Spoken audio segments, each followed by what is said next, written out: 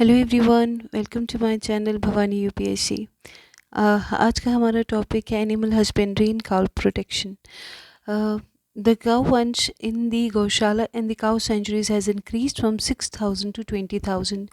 जो हमारी हिमाचल सरकार है, उन्होंने गौवंश यानी कि काऊ के लिए जो गौशाला और काउ सेंचुरीज़ बनाई है, उसके लिए पहले वो लोग 6,000 खर्चते थे, लेकिन अब उसकी कंजर्वेशन के लिए 20,000 उन्होंने अलॉट किए हैं।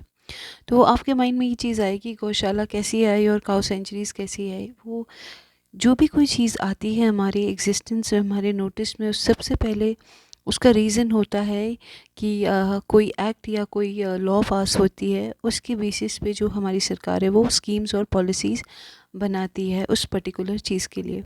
तो उसी तरह से जो स्ट्रे काउज़ होती थी, तो वो कई बार मर जाती थी, इंजरीज़ हो जाती, कुछ डिज़ीज़ हो जाते थे, तो उनका केयर करने वाला कोई नहीं था।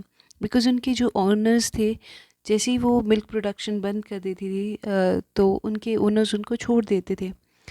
तो एज़ अ ह्यूमन, जो ह्यूमैनिटी है हमारे अंदर, जो ह्यूमैनिटी हमें कहती कि हमें ऐसे किसी के साथ ऐसा नहीं करना चाहिए। अगर वो बीमार है या परेशान है, उसको तो उसकी केयर करनी चाहिए। तो उसी तरह से एनिमल्स के साथ भी हम ऐसा नहीं कर सकते।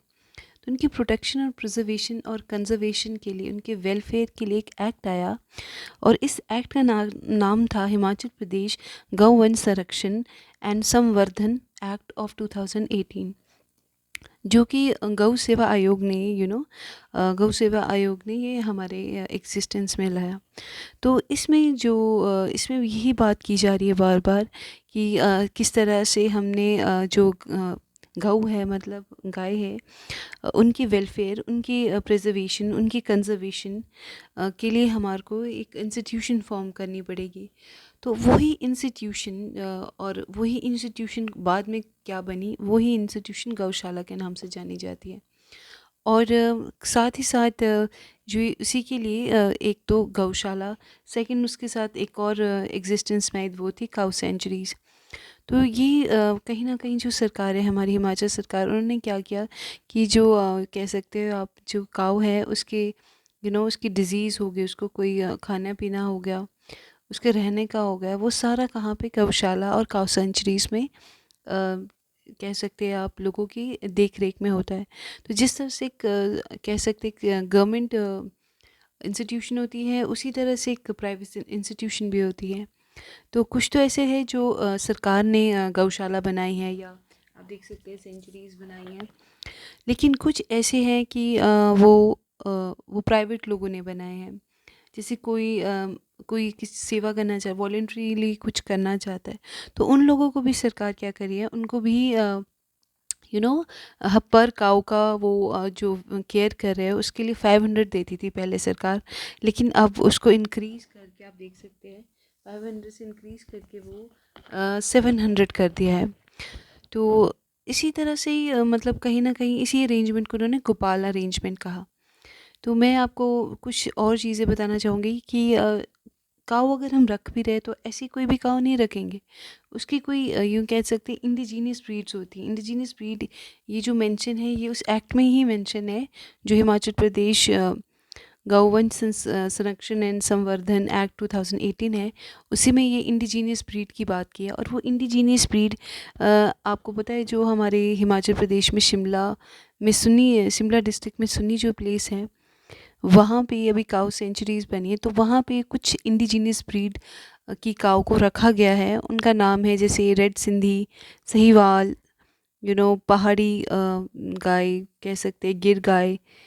तो और वहाँ पे एक बुल की भी वो है जैसे कि बहुत फनी नेम भी है, थार प्रकार प्रकार ऐसा है, थार प्रकार का नाम उस बुल का है।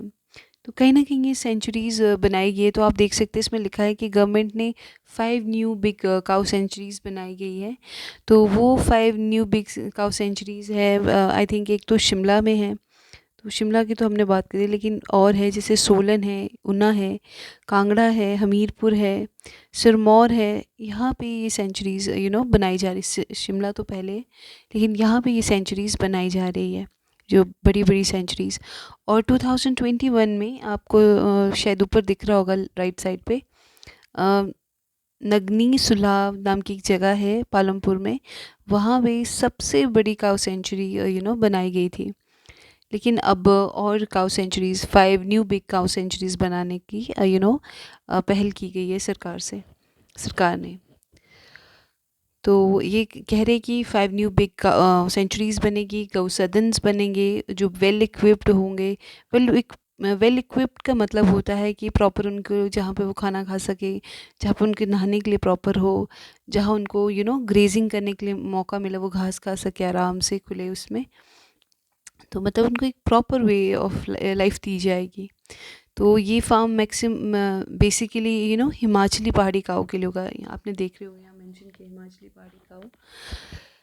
नेक्स्ट इज़ मैंने आपको बताया था कि गवर्नमेंट ने ग्रांट इंक्रीज़ कर दी जो डिपेंडेंट काउज है। मैंने बताया था आपको कि जो प्राइवेट गौशालाज है, कई लोग अगर वॉलेंट्रीली कर रहे हैं तो वो कर सकते हैं। तो वही डिपेंडेंट काउ जो स्ट्रे काउज है जिन्हें ओनर्स ने छोड़ दिया है, उनके लिए पर काउ के लिए पहले 500 रुपीज़ दी जाती थी, लेकिन अब 700 रुपीज़ पर मंथ दिए जा रहे हैं। तो इसी अरेंजमेंट को सरकार ने एक नेम दिया था गोपाल। सो ये बहुत ही गुड इनिशिएटिव है जो सरकार कर रही है, हमारी हिमाचल सरकार कर रही है। और उसके साथ साथ ये 2 मिल्क प्रोसेसिंग प्लांट्स शुरू किए जा रहे हैं जो 50,000 लीटर पर डे कैपेसिटी हमें देगा। तो each will be started at Dattanagar, Shimla and Chakkar Mandi. तो यहाँ देंगे। तो ये जो मिल्क प्रोसेसिंग प्लांट्स बन रहे हैं, तो इसमें ऑब्वियसली आप खुद सोच लो, इसकी वजह से सबसे बड़ा फ़ायदा हमारी हिमाचल को, इकोनॉमी को होगा, क्योंकि मिल्क प्रोडक्शन बढ़ जाएगा, बहुत ज़्यादा बढ़ जाएगा मिल्क प्रोडक्शन। तो ये एक बहुत ही अच्छा इनिशिएटिव है।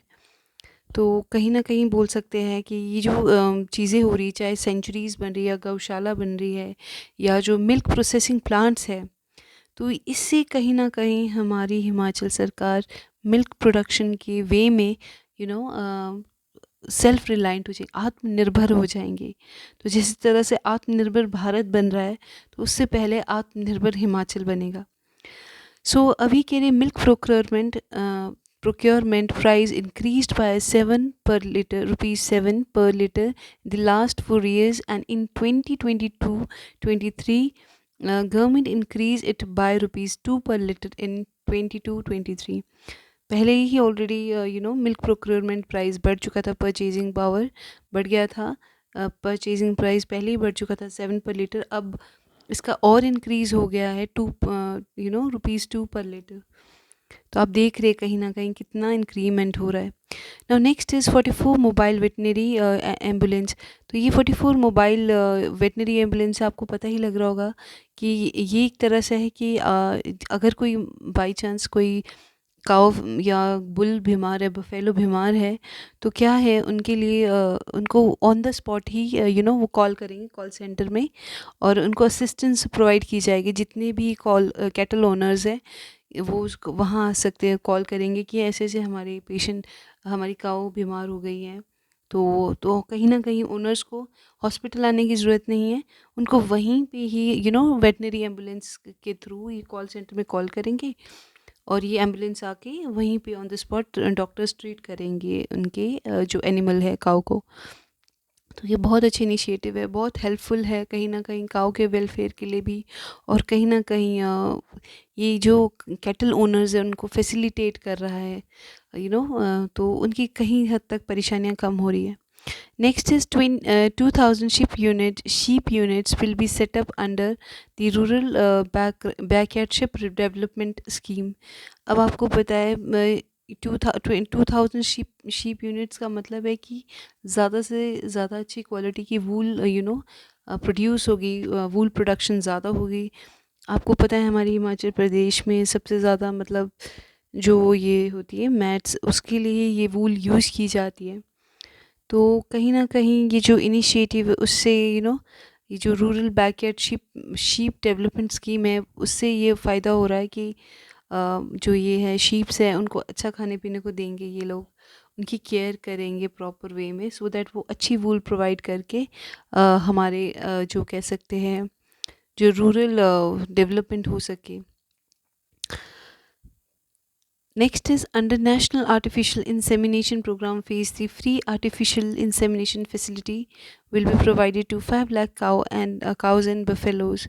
So ये है insemination program phase 3 शुरू हो चुका है. तो कहीं ना कहीं ये insemination facilities provide कर रहे हैं कम से कम 5 lakh cows and buffaloes को. सो ये मतलब आप बोल नहीं सकते कि अगर कहीं पे भी कुछ प्रॉब्लम आती है किसी को भी, तो उसके लिए ये एक बहुत अच्छा इनिशिएटिव है जो लिया जा रहा है in the way of facilitating the cows and buffaloes. तो ये मतलब ये प्रोग्राम पहले तो फर्स्ट और सेकंड था, लेकिन अभी इसके थर्ड फेज़ में आ गए हैं. तो ये प्रोग्राम बहुत ज़्यादा इम्पोर्टेंट है, क्योंकि ये कहीं न कहीं यहाँ पे तो चलो ये चल रहा है इंसेमिनेशन, आर्टिफिशियल इंसेमिनेशन दी जा रही है. लेकिन अब जो हिमाचल सरकार है वो जो कह सकते हैं पिग रेयरिंग के लिए भी एक इनिशिएटिव ले रहे हैं इसी के साथ, बिकॉज ऑफ दिस इस नेशनल आर्टिफिशियल इंसेमिनेशन की वजह से ही अब पिग रेयरिंग की कंडीशन आ गई है. ओके, को विजिबल है सारे सबको. Next is many Gram Panchayats veterinary assistants working under the Mukhyamantri Arogya Pashudhan Yojana are now eligible to be appointed as the veterinary pharmacist.